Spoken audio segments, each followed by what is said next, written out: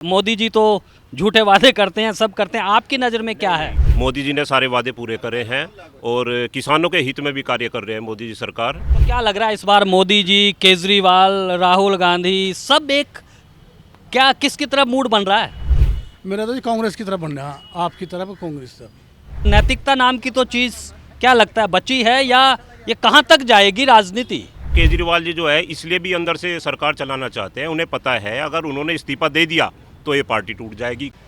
नमस्कार, मैं हूं नरेश वत्स। इस समय साउथ एक्सटेंशन पार्ट 2 में हूं और चाय की यहां पर एक छोटी सी दुकान है। चाय की दुकान आपको कहीं भी, चाहे आप बड़े संभ्रांत इलाके में आइए या कहीं आइए, चाय तो आपको मिलेगी और चाय के साथ लोग भी आपको मिलेंगे जो चाय चुस्कियों के साथ, और अखबार भी आपको मिल ही जाएगा। तो आज का ये अखबार नवभारत टाइम्स मेरे पास है और खबर जो सबसे पहले वही है कि करीब 200 स्कूलों में बम की धमकी के मेल आ गए हैं।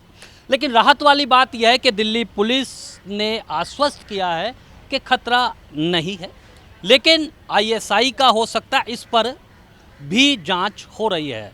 लेकिन दिल्ली में चुनाव हो रहा है, पूरे देश में हो रहे हैं। चलिए हम जानते हैं क्या केजरीवाल साहब जेल से ही सरकार चलाने पर क्यों आमादा हैं और मोदी सरकार विकसित भारत की जो बात कर रही है, लोग क्या सोच रहे हैं। राम राम जी। राम राम जी। क्या नाम आपका? सबसे राजकुमार जी, मुझे बताओ, आप राजनीति में कुछ रुचि रखते हैं? रुचि तो रखते हैं, थोड़ी भी जान पहचान तो रखी ही है। तो क्या लग रहा है इस बार मोदी जी, केजरीवाल, राहुल गांधी सब एक क्या किसकी तरफ मूड बन रहा है? मेरा तो जी कांग्रेस की तरफ बन रहा है, आपकी तरफ कांग्रेस तरफ। अच्छा, ऐसा क्यों लग रहा है आपको दोनों की तरफ? क्योंकि ये जो मोदी झूठे वादे करे हैं और आज क्लियर कुछ नहीं किया। ठीक है, अग्निवीर के खिलाफ विरोध है हमारा। किसानों का जो 5 किलो खाद घटा दिया, रेट बढ़ा दिए, इनके बारे में सब किसान के बच्चे हैं, ये यहाँ नहीं बोलेंगे, यहाँ पर्सनल फायदा देखेंगे तो देश का नुकसान हो रहा है, उसके बारे में नहीं सोचेंगे कुछ भी। रेट बढ़ा दिया जी, खाद पर 5 किलो घटा दिया और 6-6 हज़ार रुपये साल भर के दे दिए। बेचारे गांव में जो बरूज है, हमारे माँ बाप खेती कर रहे, उनके बारे में सोचो ना। यहाँ अपनी पर्सनल चीज़, यहाँ तो कोई कैसी नौकरी करा, कोई कैसी नौकरी करा, अपना गुजारा बढ़े चल रहा सबका, कुछ भी कहो जो, पर लेकिन उनकी वहाँ सोचो जहाँ से हम बेस बना का आई। जो हमारे भाई है, भतीजे है, भर्ती हो जाते, कुछ नहीं हो रहा जी। 400 पार बड़े आत्मविश्वास के साथ कह रहे हैं कि 400 पार, 400 पार। क्या ये नारा कैसे आ गया?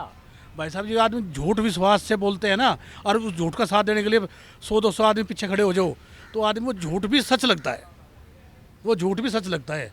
400 पार आज लोग कब कैसे हो सके? 400 पार ये बता सकते हैं? 400 पार हो सकती है क्या? कोई ऐसा काम किया हो 400 पार का? किसानों का आय बढ़ाई हो, किसी कहीं की चीज़ आय बढ़ाई हो, किसी की भी, नौजवानों की नौकरी मिली हो, सब धक्के खा रहे। शर्म के मारू बता नहीं रहे, नौजवान भी है, नौजवान भी, अब तो भी बेरोजगार घूम रहा, वो भी बेरोजगार घूम रहा, तंग है।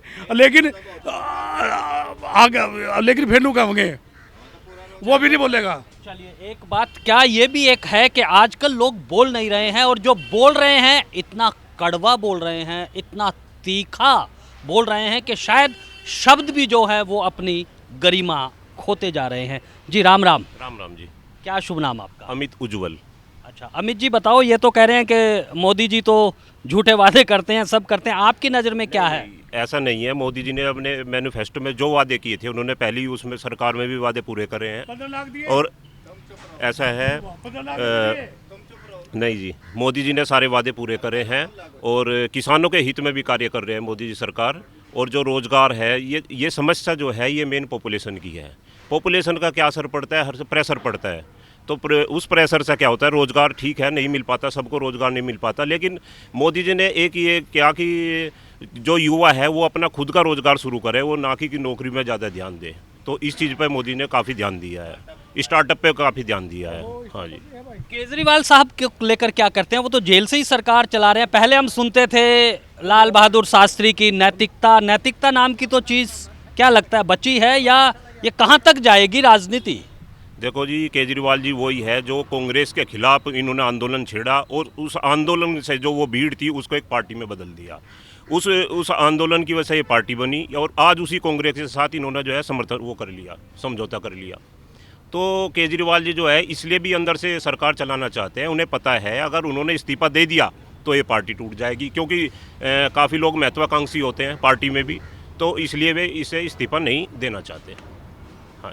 चलिए, ये दोनों पक्ष आपने सुने कि किस तरह से एक बहस चल रही है कि देश की जो राजनीति है उस पर कौन होगा। मुझे एक शायर का शेर याद आ रहा है, डराता क्यों है बागवां तू बिजलियों की चमक धमक से, बरसता है तो बरसने दे, कम से कम आसमां में रोशनी तो होगी। ये जो बहस हो रही है शायद कुछ ऐसा निकले जिससे इस देश को रोशनी मिले, और वादे तो सब कर रहे हैं, लेकिन आज के लिए बस इतना ही। आप बने रहें ब्रॉडकास्ट मंत्रा के साथ। मोदी जी तो झूठे वादे करते हैं, सब करते हैं, आपकी नज़र में क्या है? मोदी जी ने सारे वादे पूरे करे हैं और किसानों के हित में भी कार्य कर रहे हैं मोदी जी सरकार। तो क्या लग रहा है इस बार मोदी जी, केजरीवाल, राहुल गांधी, सब एक क्या किसकी तरफ मूड बन रहा है? मेरा तो जी कांग्रेस की तरफ बन रहा है, आपकी तरफ कांग्रेस की तरफ। नैतिकता नाम की तो चीज़ क्या लगता है बची है, या ये कहाँ तक जाएगी राजनीति? केजरीवाल जी जो है इसलिए भी अंदर से सरकार चलाना चाहते हैं, उन्हें पता है अगर उन्होंने इस्तीफा दे दिया तो ये पार्टी टूट जाएगी,